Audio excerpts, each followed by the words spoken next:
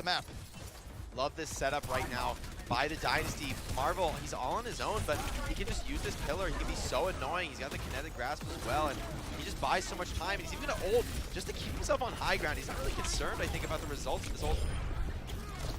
Blowing up the Immortality field, Dynasty looking for it, but they lose Gesture pretty early in this. Marvel's not looking very healthy either. Eileen on the finish.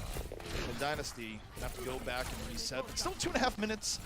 A decent amount of time left, for not far to go, but this choke point is still tricky, Jake. Yeah, and that pickoff, though, by Fitz is going to maybe put some wind back in the sails of the Dynasty Chargers. Going to have to lick their wounds here, regroup just a little bit. It is a one-fight scenario here for the Seoul Dynasty, but as you said, ZB, we've seen many teams fail here, regardless of being one push, one fight. You could lose a lot of fights right here, no matter what the ultimate situation is. Fitz looking for that all-important first pick. Even just one pick off here might be enough to seal the entire map. Looks like going to be up. Dynasty backing off from that early halt. Fitz potentially going to go for the Tracer, looking to the back, sees his counterpart, waiting and waiting. Fitz, though, still doesn't have a clear shot from the Dynasty. Playing with time, 1:40 left. Charge, still holding back. No pickoff yet from Fitz, and this is tense, Jake. Eileen, he's been doing double duty, contesting both of the enemy DPS, while Happy had to play defensively against the enemy Infrasight, so great work by him to keep this stable.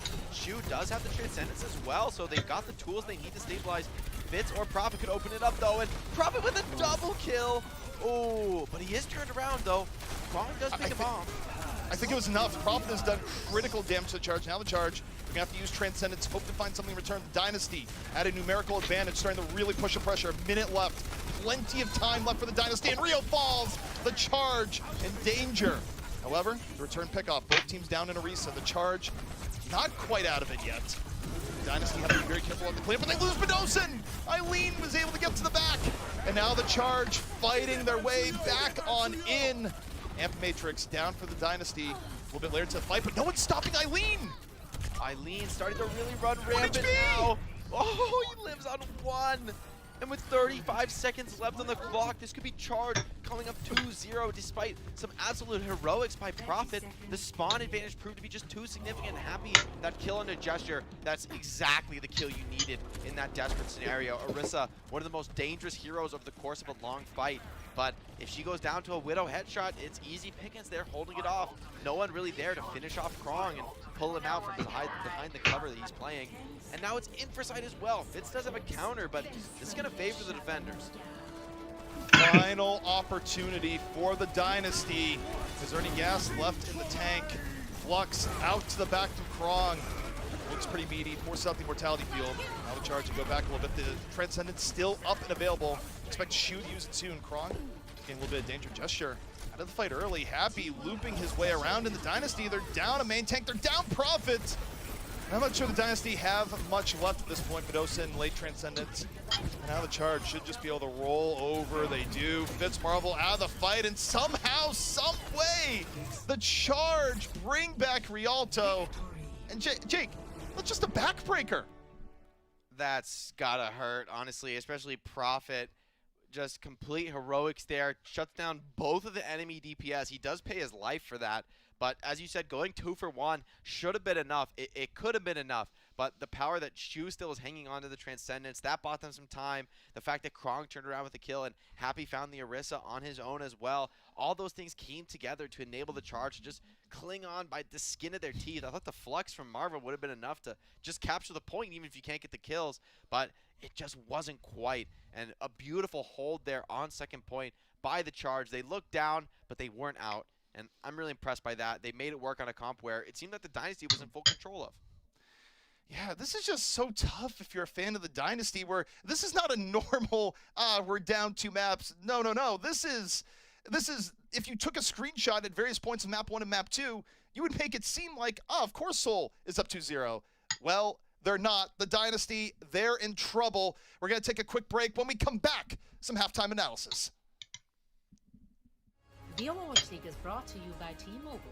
Switch today and rank up to America's largest 5G network, T-Mobile.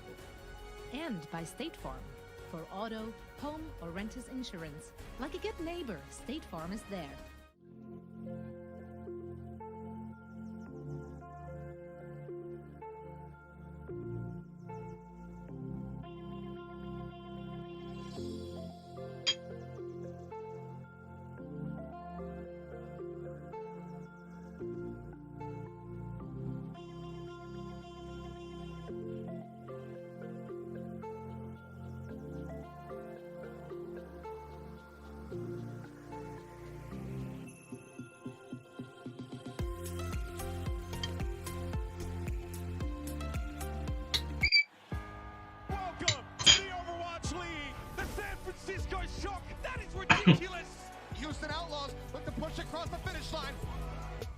you catch that? To be the best in the Overwatch League, you also need to be the fastest.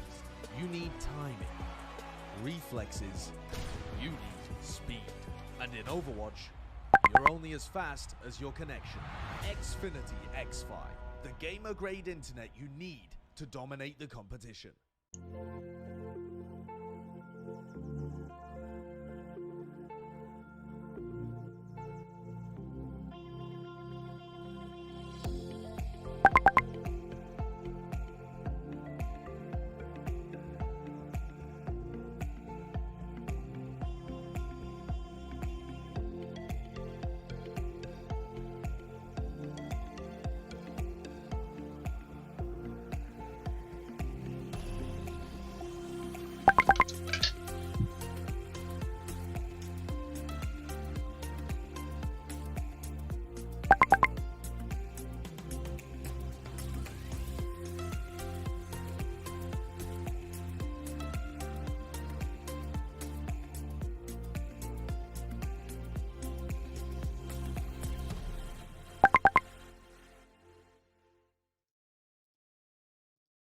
It's time for our game break presented by Cheez-It Grooves, and this match, Jake, has been so interesting, the back and forth between these two teams, and Seoul so close to victory on both maps 1 and 2, and just seeing it slip away. Yeah, it's a close match, but you don't get any map points for close. You got to get the wins, and as it stands now, Charge, they're up 2-0 in this series. Fans of the Dynasty got to be worried. Another 3-0 in the books would certainly be punishing for this team. That, they've had their ups and downs, but when you're a team like that, that's why momentum is all the more crucial, all the more vital as a team that you maintain it. So the fact that it's slipping the other way, ooh, it's certainly looking dangerous. Unless you're a fan of the Charge, in which case, maybe break out the champagne. Yeah, I think you break out the champagne, but you're still a little bit hesitant at the same note because these have been such close maps, right? Where between the two, like I said, there's plenty of parallel universes where it's Seoul that's up 2-0, but Jake, that does bring it. It's crunch time, presented by Cheez-It Grooves, and there's some moments here to choose from. Which one really speaks out to you? For me, it's got to be that moment on Lijiang Gardens where Happy fakes to go into the White Room and then comes right back out the same door he just went in, instantly popping the tactical visor. He knows, just has the game sense to identify that the Pharah probably coming over his head, probably trying to get the flank at that moment, and just completely punishes her with the tactical visor. It's an ultimate that often goes to limited use, doesn't get too much value, but because of Happy's intelligence and understanding of the game, he's able to get the most important pick of all, kit the Pharah that functionally clips the Mercy's wings, and the fight is relatively straightforward from there. Yeah, and also, it's on Soldier 76, a hero that doesn't always have that level of performance. And, across the board, it's been a very, very solid outing from Happy here today. And, I mean, it puts Dynasty on notice here where they're just one map away, Jake, from having the series slip away. And it would be 2 consecutive sweeps. That's not great. Oof, it hurts, honestly, ZP. But, to get into some of my bias as a player, love to see Soldier 76 come out. I'm a big fan of Happy on an individual level. He's a really nice guy, really positive guy, as his name, sort of suggests. You might be able to get that. but he is such an impressive player across the hit scan role.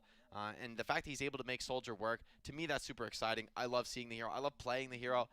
Just gets such a thrill, running a 5K around the map while the Hammond and Winston chase you down. There's nothing like that. Running in video games. The one and only. The true special ability. But the Charge, they might be up 2-0, but don't let it fool you. This is still a series, a dynasty. Can they bring it back? We'll find out soon. The Overwatch League is brought to you by Cheez-It Grooves. Deep flavor, deep crunch. It's a mind crunch.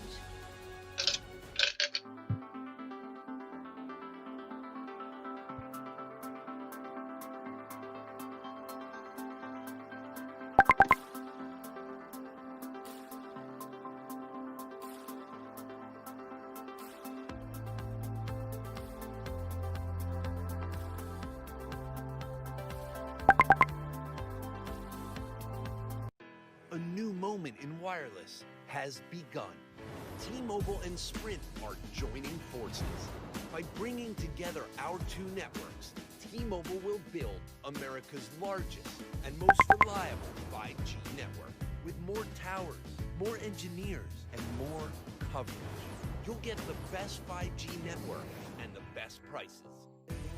Welcome to T-Mobile, America's largest 5G network.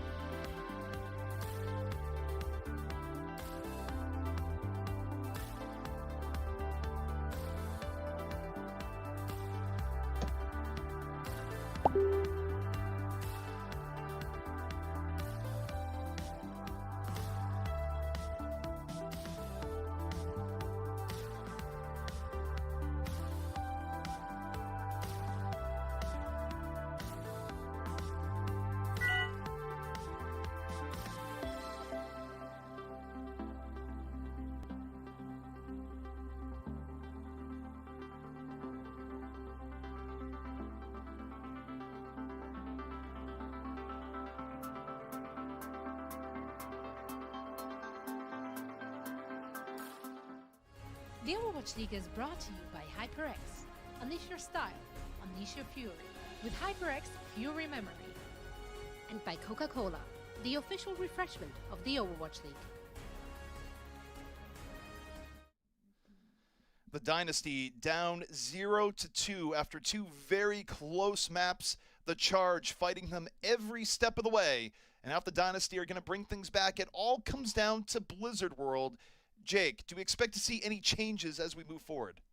Honestly, I think this map, at least in terms of strategy selection, compositions, I expect it to be probably similar to Rialto, but it's definitely a lot more possible that you might leverage the dive here. This is a map where dive is much more viable. There's a lot less incredibly long sightlines than you see on Rialto, where the Widow maybe isn't absolutely necessary. Probably still will be pretty dominant, especially on points 2 and 3. But on that first point, I could even imagine a hit scan like Ashe coming out, to give that extra shield damage, that increased pressure and team play at the cost of some long-range potential.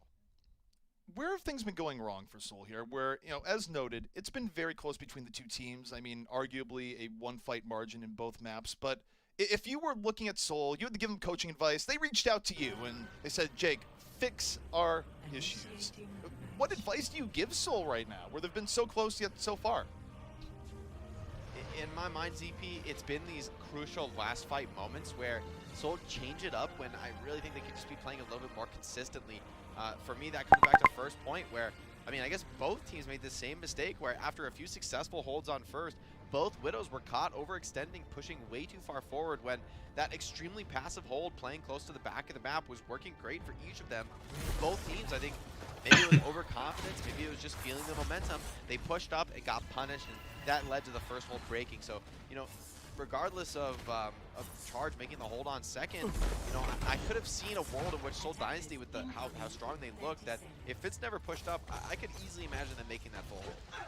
I mean, they were really close, right? You look at the clock, Charge is down to their final fight, but you give a player like Happy even one opportunity, he's probably going to hit it. So, just one misplay is all it took. But you mentioned the possibility of seeing an Ashe, and that's exactly what we see here from the Dynasty, where it's going to be Prophet still in the Tracer, but Fitz, no Widow this time, going to the Ashe.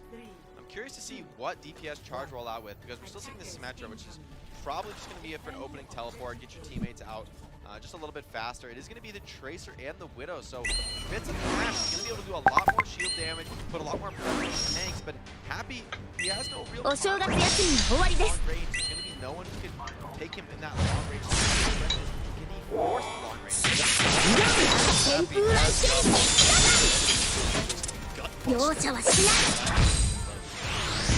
Still alive with ball 6.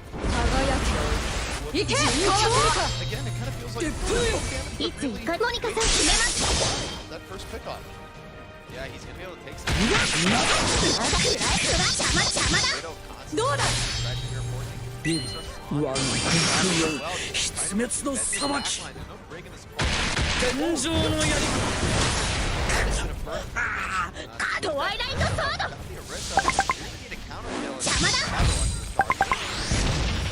Happy sure. found the gets to it immediately after Gesture ends up falling, and that is that. Any hope Dynasty has. 最初の勝利を我らに Completely shut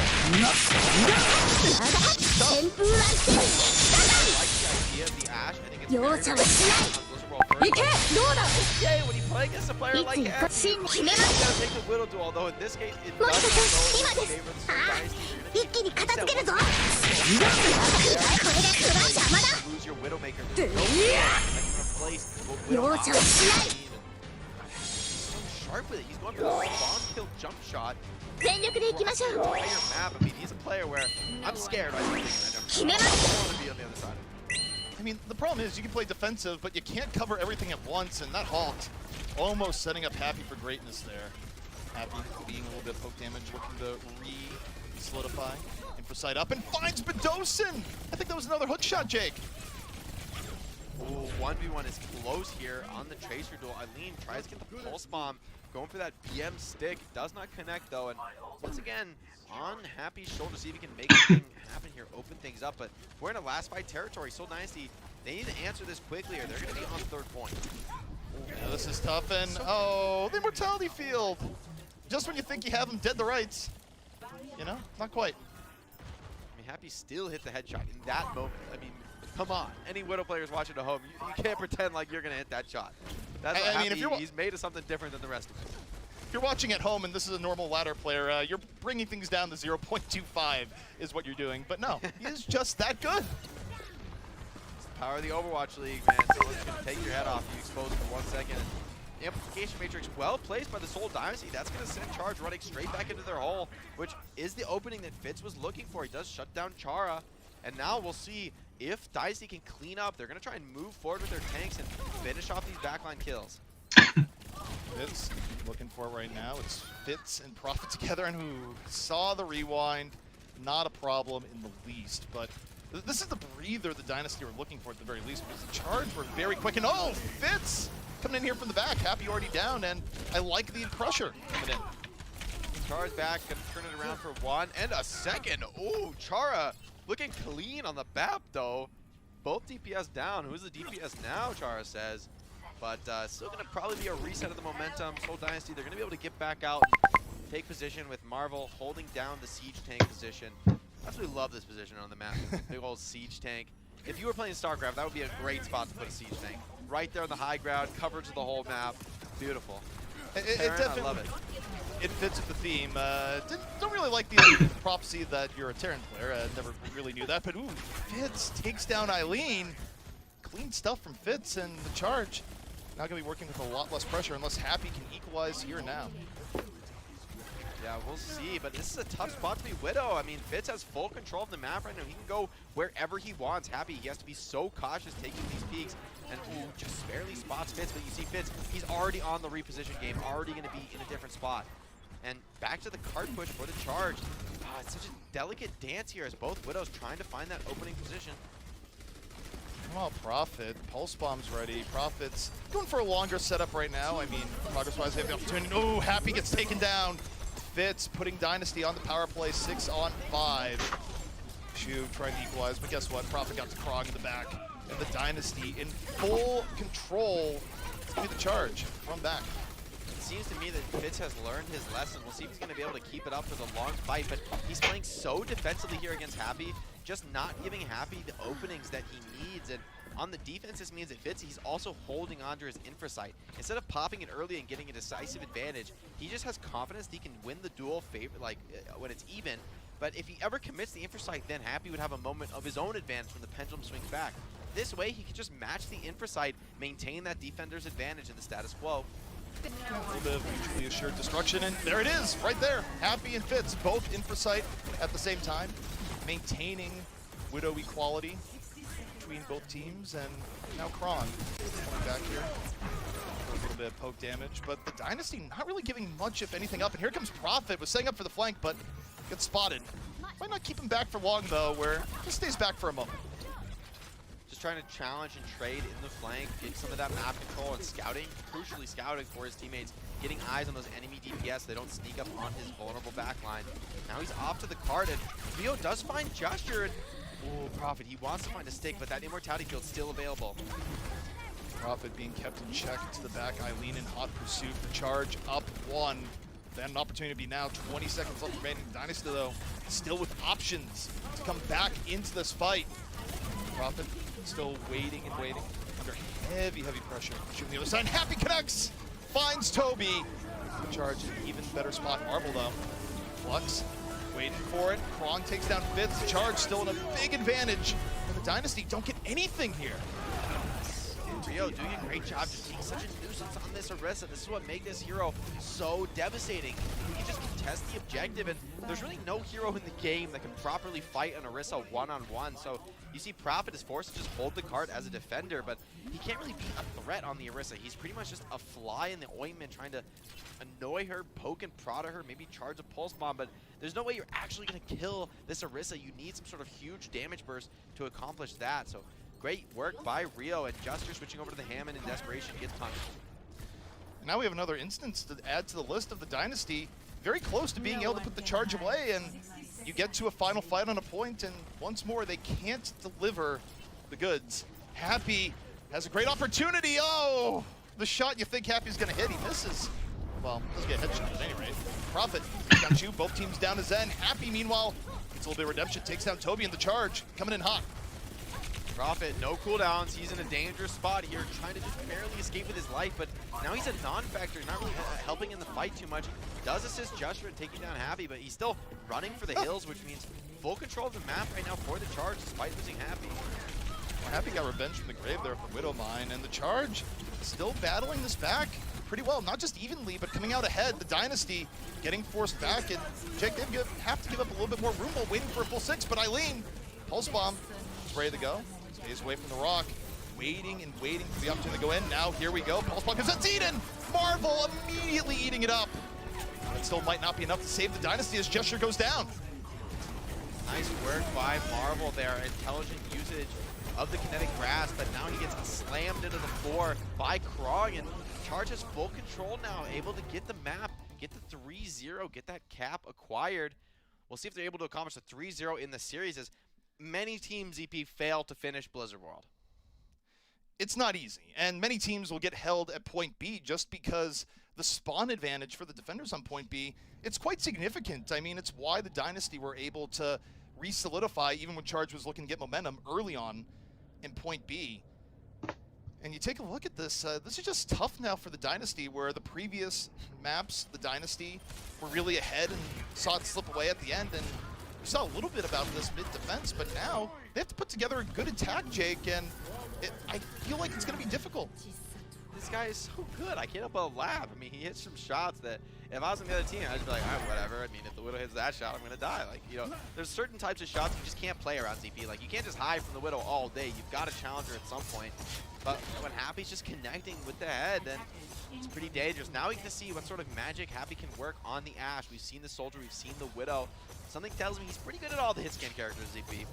Yeah, definitely so. And, you know, it just kind of reminds me of watching the NBA, right, where there's certain angles where if you're far enough back and go for a 3 and actually land it, the only response you go is like, well, if you can make that shot, good on you. Nothing we can do to stop it. You can't plan around that.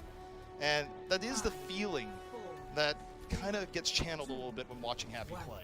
That's a great analogy. You're not going to defend somebody shooting from half court. This is not how it works. Nope. If it happens, you just got to tip your hat and say, good shot. Ooh, interestingly enough, Prophet is going to be on the Mei, so that's going to be the only lack of a mirror match. So Eileen is going to have a flanking advantage here. But with the Mei, those icicles can always one-tap you straight in the head. Same for Fitz with a scoped-in shot from Ashe. Fitz coming in over. Big bird. Yeah, it's not bad dynamite that kick comes off. The Charge able to heal it off, but still beating Fitz, keeping up the pressure. And the Dynasty, I mean, they need this to be a quick attack run. Although a nice, once again, sneaking up from behind is Fitz. He's getting a lot of space. This is the power of the Mei. I feel Charge is, they can't get aggressive here. If they push forward, they're just going to get caught up by the Mei wall, so they're forced to continuously back up. But there's a certain point where you just got to hold your ground and try and keep that point contested. Yeah, they're losing territory pretty rapidly here, though. They get a decent few few rallies and poke out. The Dynasty now having to respect it. And you take a look at the flow of battle here. The Charge regaining a lot of the lost territory. Now they're looking for Gesture. They force out the Immortality Field. Immortality Field already gone. And Krong gets caught by Bedosen. The Dynasty having a decent attempt here. They're going to get point A. Yeah, they certainly should. That's a really nice play by Prophet, the Maywall on Krong. Chara, he did put down the Immortality Shield, but Krong unfortunately went the opposite way. And, ooh, shoot, he looked like he was in a rough spot there, but finds his way out of it with a quick 2 headshots. Yeah, I'm not really sure that mattered too much for the course of the game, regardless of who won it, but yeah, the moral victory there for Shu. Not bad. I think that's actually pretty significant, right? If you lose players here, you're not going to be able to defend that high ground position very effectively, and that reset on Fitz means that Soul, they're going to have to be content with pushing the cart. They won't be able to attack the high ground just yet, which will mean Eileen's going to have a lot easier time when it comes to actually getting these flanks off successfully. Shu, about 99% transcendence here, and the Charge in a very, very good spot for this first fight. Both positional advantage, arguably ultimate advantage on the other side. And scoping up here with the Amplification Matrix and laying the shots, make the Dynasty move away, burn even more time off the clock. Nice early bob by Happy, just looking to contest the cart, but it's getting burned down by the headshots, but it did enough work here. The flank comes in, and that's both the supports coming out for the Dynasty. They're going to start bleeding out real slow.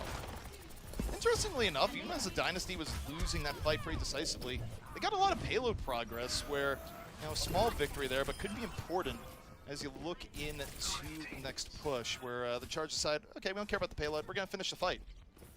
It's actually pretty wise, I think, by the Charge to not focus on the cart too much. The high ground is what's most important here. You know, take the one fight scenario, just make it a great fight, and you could win it 10 times in a row. That's the power of, especially a hero like Ashe that relies on being in those ideal points of geometry. And now Soul looks like they're setting up to maybe make a move on the high ground, but you're going to be facing a lot of damage from Happy's Dynamite in this position.